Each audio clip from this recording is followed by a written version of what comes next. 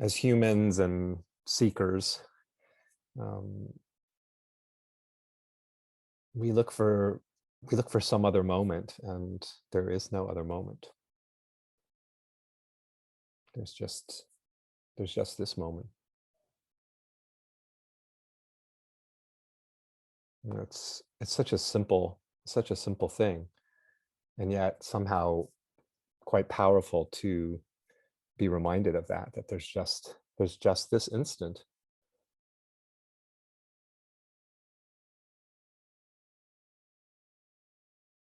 But this instant is so powerful and so alive and so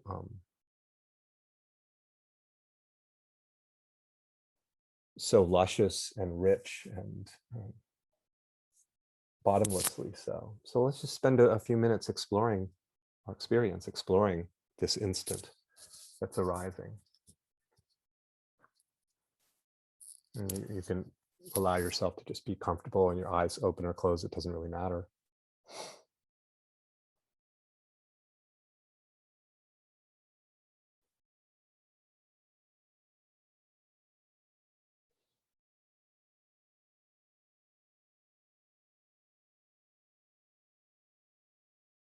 And you can just let your let everything just be easy and light and relaxed and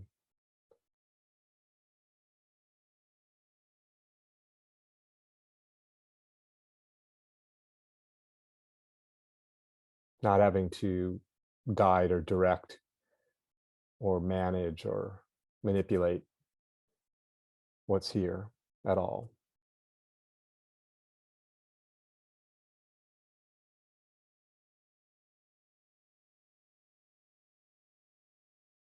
You can just feel the presence of what's here.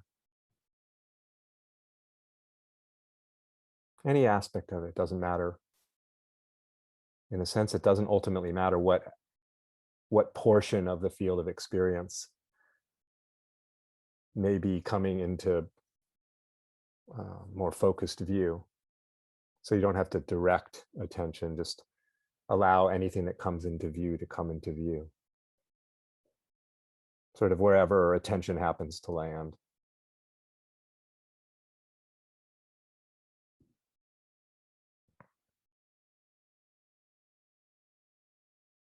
And just feeling how unstable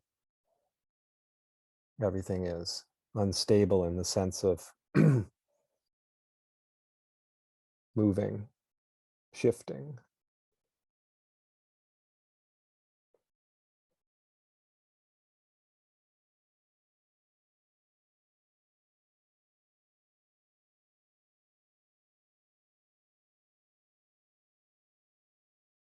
Feeling the way in which experience, your current perception just slips away.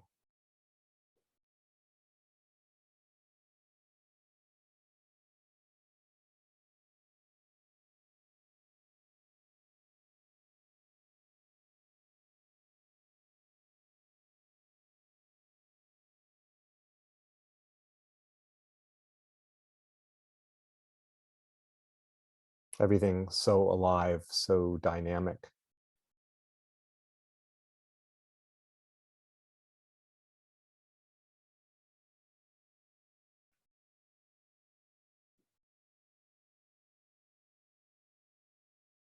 Noticing how there's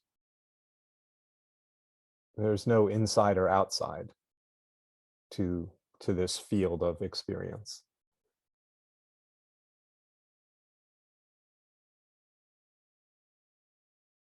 There's no um, place where the field comes to some sort of definitive end either, spatially speaking. It's edgeless. It's not. It doesn't has no boundary.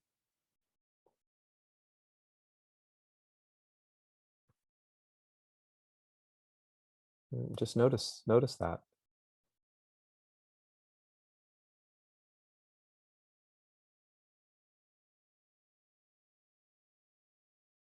And you could pick any portion of the field, any seemingly discrete part of the field of experience that you might think of or imagine as a piece, a discrete piece, a particular feeling or sensation or thought. And in one sense, the only way we could describe it as something distinct from something else would be if it had some sort of bounded nature, some boundary around it, separating it from the rest of the field, right? Like sound, for example. Well, sound shows up as this discrete, like the sound of my voice. I hear birds outside my window. I hear my own breathing. I hear a plane going overhead. So they all appear as kind of these discrete pieces in the field. And yet, they're completely inseparably mixed with everything else. So it's very paradoxical experientially. What shows up as seemingly discrete pieces in the field is completely mixed with everything else. It's like a flavor in a bowl of soup that can be tasted as a distinct flavor of spiciness or saltiness. So it stands out, and yet it's completely inseparable from the entirety of the soup. There's no boundary line around it, actually. It's one seamless field of experiencing, despite all these seemingly discrete pieces in the field that we label as thoughts, feelings, sensations, and so on. That's very curious, but you feel the way that is so. It's not philosophy, it's actually how it's being encountered right now.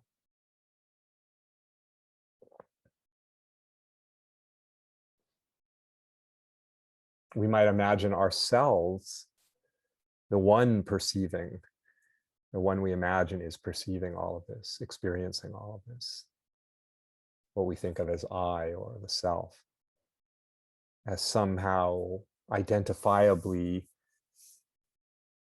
noticeable, distinct from whatever's being perceived. So I can see some object, I can see the bookshelf across from me. I can have some sense of, well, I'm not the bookshelf, I'm seeing the bookshelf, I'm perceiving that. So that some sense from one experiential perspective of being distinct from whatever is being perceived. But just like sound, the perceiver has no edge to it. It's completely mixed together with everything that's being perceived. There's really no separation. So in the deepest sense, the truest sense, I am everything that's being perceived. There's no separation. I am the sound, I am the thought, I am everything being felt, everything being seen, everything being touched, everything being remembered, everything being wondered.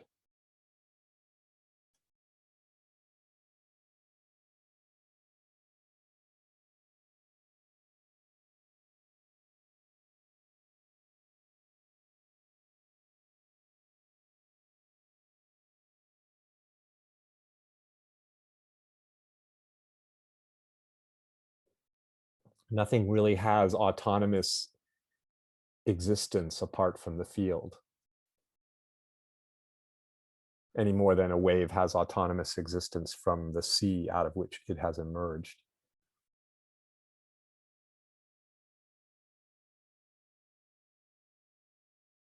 No boundary.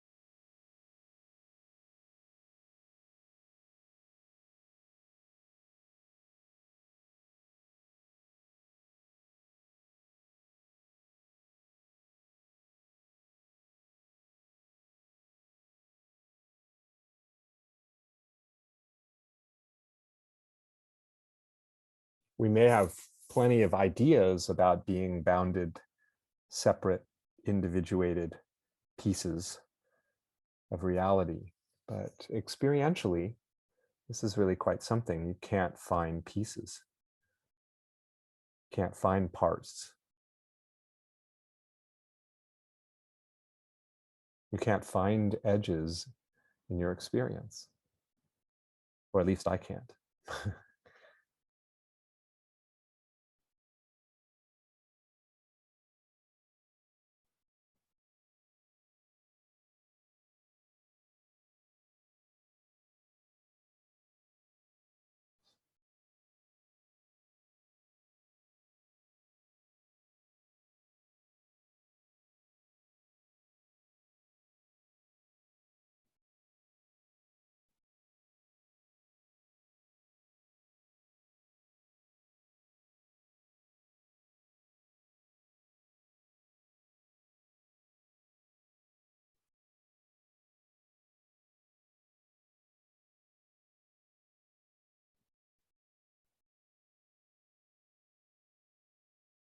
There's just the knowing of this moment. This is a constancy. The knowing of the moment is a constant, even if the shape that knowing is taking, the flavor of the knowing is always different. Never repeats from moment to moment. That's the dynamic nature of this, the diversity of this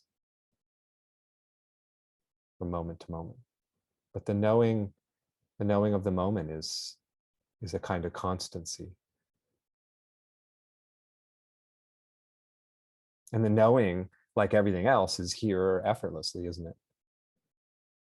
The feeling of this moment, the tasting of this moment, the experiencing of this moment is just here spontaneously. This is what is here. If there isn't anything else but the experiencing of this.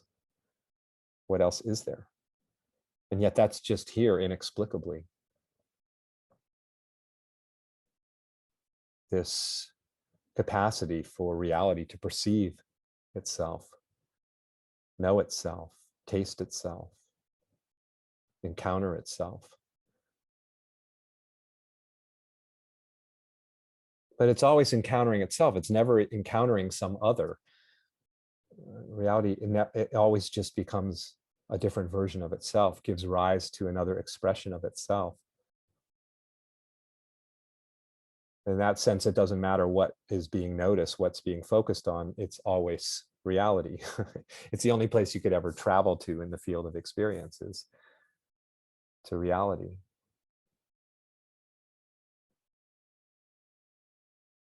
Which is why you don't really need to focus attention. You can just let attention be relaxed. And wherever it goes to the same place. It goes to reality. In this sense, there's no distraction.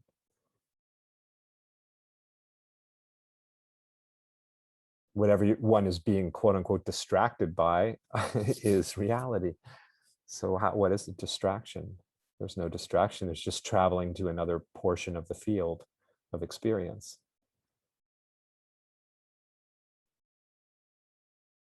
There's no departing the whole, because there's only the whole. There's only this seamlessness.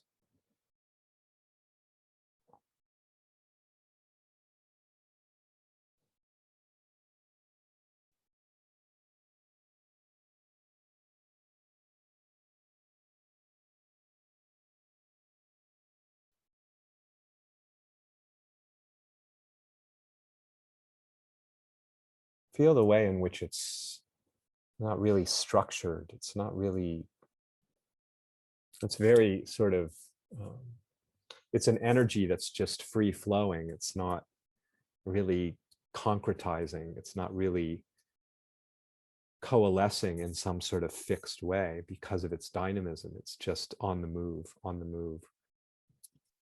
Just a wild dance of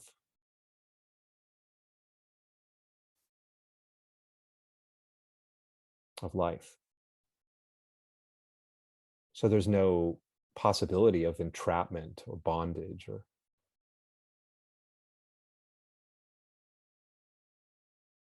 nothing is fixed, nothing is set, nothing is concretized.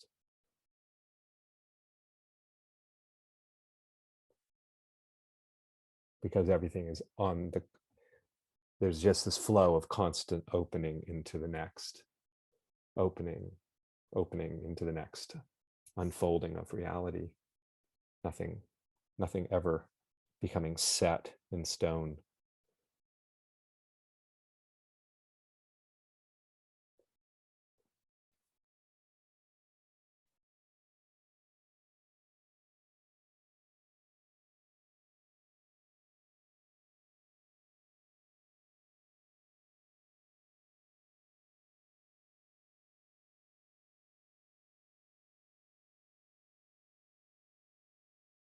It's not what we think it is it?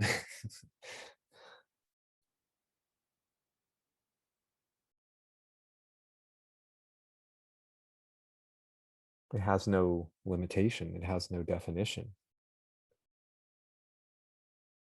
It's too vast, it's too infinite, it's